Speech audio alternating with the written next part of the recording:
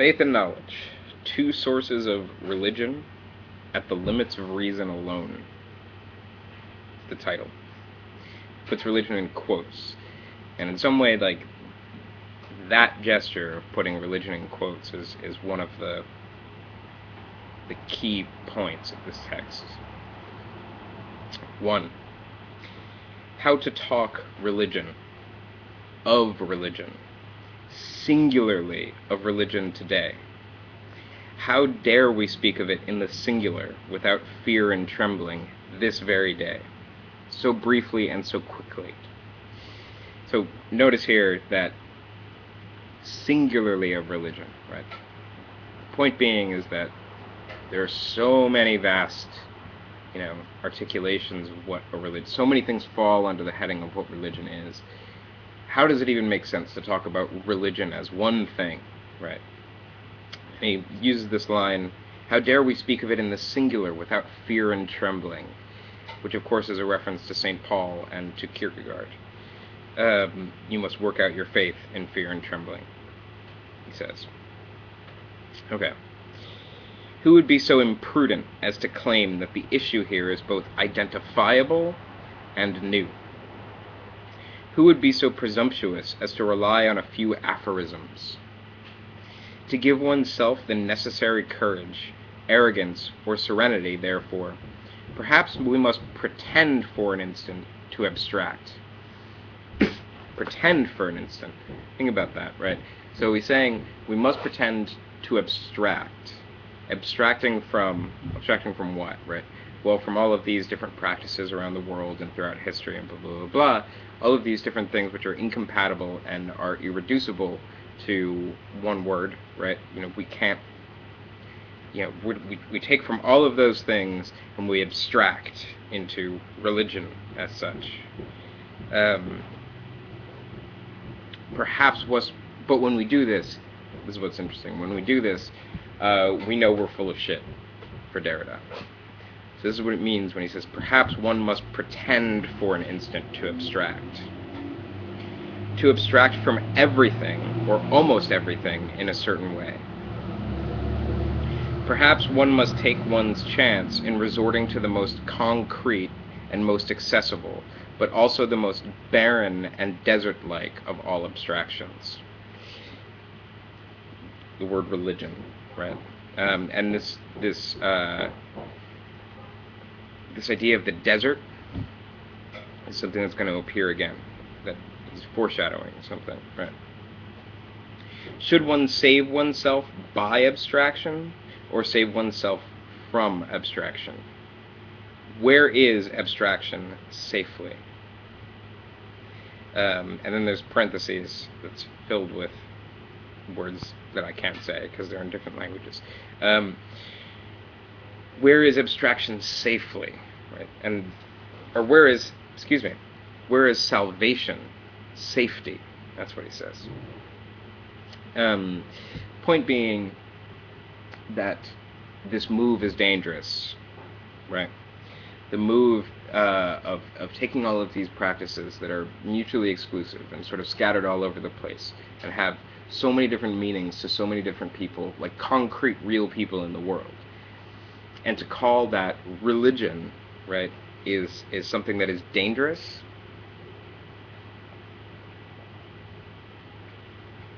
And he says, where is safety?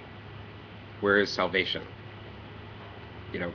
Point being about that is that we have to do this, right? That's the other thing. We have to abstract. We have to talk about religion. There's no way that we can't talk about religion. But at the same time, it's very dangerous to do so for these reasons. It's intellectually perilous. Where is salvation? Where is safety? 2. Save. Be saved. Save oneself. Pretext for a first question. Can a discourse on religion be dissociated from a discourse on salvation? Which is to say, on the holy, the sacred, the safe and sound, the unscathed, the immune, in parentheses with sacred being translated into different languages. Um, can a discourse on religion be dissociated from a discourse on salvation? It's an interesting question. I don't have an answer. Right? I'm not sure that Derrida has an answer, but it's a question. And salvation, is it necessarily redemption before or after evil, fault, or sin?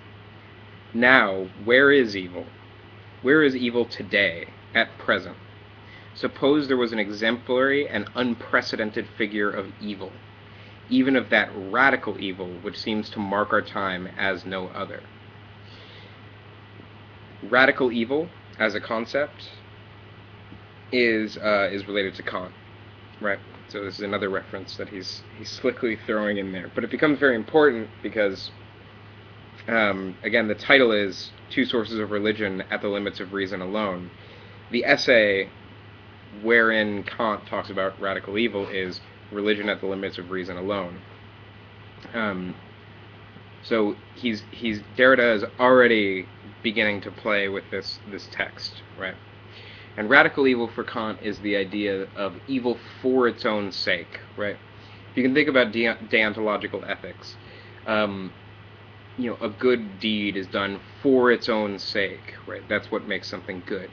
So Kant entertains the idea of, well, is it possible for evil to be done for its own sake? Radical evil, he calls this. So Derrida is asking the question, where is there evil in the world? Where is there real evil? Where is, like a Hitler, a figure of unprecedented evil today? Is it by identifying this evil that one will accede to what might be the figure or promise of salvation for our time, and thus the singularity of the religious, whose return is proclaimed in every newspaper? The point being, he's doing two things here. First of all, he's calling out what's called millenarianism, right? A sort of this eschatological move that, I point, or I look for the Antichrist in my day and age, for instance, right? Bush is the Antichrist, Obama is the Antichrist. You see all this discourse all the time. The idea being, if we identify this figure of evil, maybe we can be saved, right? So he's calling that out, and then he's also making fun of the newspapers, the singularity of the religious, whose return is proclaimed in every newspaper. Point being, he's talking about fundamentalism, right, and the return of the religious as an idea. And remember, before that, he said, "How dare we speak of religion singularly?" Right. So there's a critique of newspapers in there too, which is interesting.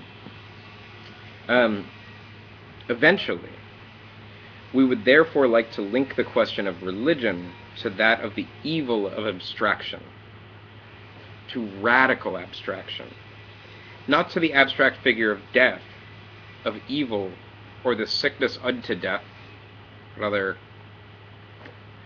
reference to Kierkegaard, and the Gospels, but to the forms of evil that are traditionally tied to radical extirpation, and therefore to the deracination of abstraction.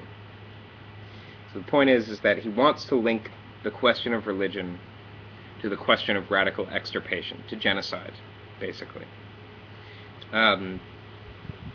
Passing by way, but only much later, of these sites of abstraction, that are the machine, technics, technoscience, and above all the transcendence of teletechnology. Religion and the machine, religion and cyberspace, religion and the numeric, religion and digitality, religion and virtual space-time. So, in some sense, the question that he's posing is, what is religion today in the information age? Does it make sense to talk about religion today in the information age? Or, better yet, if religion is something that's constantly rebuilding itself and constantly rearticulating itself for different generations, what is the what is the form of religion that appears in this generation, right? So there's that, coupled with genocide, right? These are the two things that he's going to be. These are two things that he's going to be touching on. I'm going to go back and delete one of the central clauses to make the sentence more palatable. Not to mention the abstract figure of death, of evil, or the sickness unto death, but to the forms of evil that are traditionally tied to radical extirpation, and therefore the deracination of abstraction. In order to take the measure of these themes in a short treatise, within the limits assigned to us, to conceive a small discursive machine which, however finite and predictable, would not be too powerless. Again, this small discursive machine. So he's the machine for Derrida. When he talks about machines, this is tied to time. It's tied to iterations of something, right? Discrete, the same thing appearing over and over again in time, right? This is linked to the machine. So he wants to conceive of a small discursive machine, which, however finite and predictable, would not be too powerless. So one thing that I always want to highlight about Derrida is how humble he is, right? However finite and predictable would not be too powerless, right?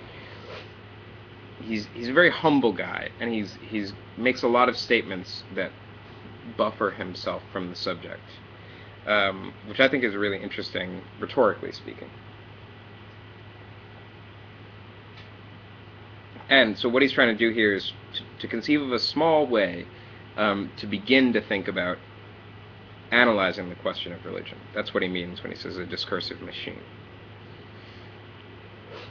In order to think religion today abstractly, we will take these powers of abstraction as our point of departure, in order to risk eventually the following hypothesis, : with respect to all these forms of abstraction and of dissociation, religion is at the same time involved in reacting antagonistically and reaffirmatively outbidding itself. Interesting statement. In this very place, knowledge and faith, technoscience, capitalist and fiduciary, and belief, credit, trustworthiness, the act of faith will always have made common cause, bound to one another by the band of their opposition. So let me pluck out some of the clauses from that sentence so that I can make sense of it. This is one way that I go about reading philosophical texts. You see a sentence with a whole bunch of clauses, and you have to delete some in order to work it out. In this very place, knowledge and faith will always have made common cause, bound to one another by the band of their opposition. Whence the aporia, a certain absence of way, path, issue, salvation, and the two sources. So he wants to quote unquote risk the hypothesis that knowledge and faith are bound to one another, even though they're radically opposed. In some sense, you can't have one without the other. That's what I think he's trying to get at. And he's saying we will eventually risk the hypothesis. Right? So when he will risk that hypothesis is a question.